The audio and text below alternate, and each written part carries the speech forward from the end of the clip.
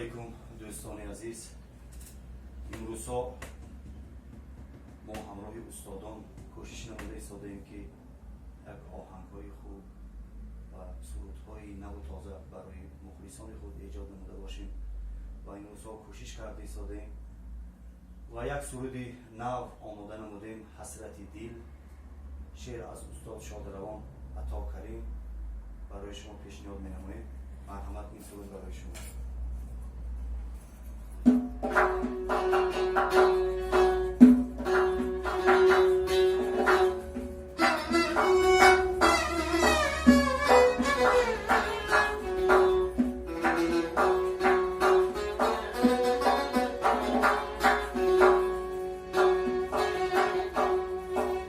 حیف عمری نوجوانی بی سر و سامان گذشت، سبزه‌ی لب تشنه‌ام در حسرتی باران گذشت. حیف عمری نوجوانی بی سر و سامان گذشت، سبزه‌ی لب تشنه‌ام در حسرتی باران گذشت. از کتابی سعدی و حافظ نبرده بهره ای، آه ویلا زمان بی سوره قرآن گذشت.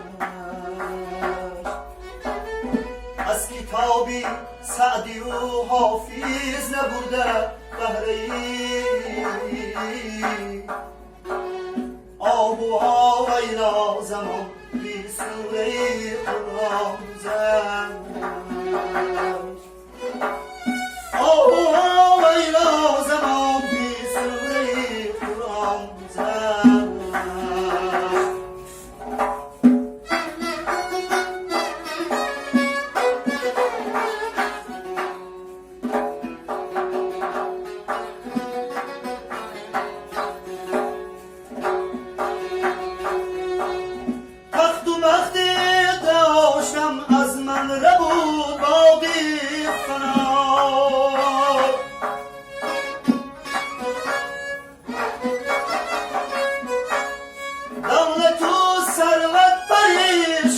شهرتی در آن گذشت، یاری چون بیماند کلک خون افشانی من. این کریمی خارزار با دیده دیریان گذشت، یاری چون بیماند کلک خون افشانی من. این کریمی خارزار با دیده گریان گذشت، این کریمی خارزار با دیده گریان گذشت. حیف عمری نوجوانی بی سر و سامان گذشت،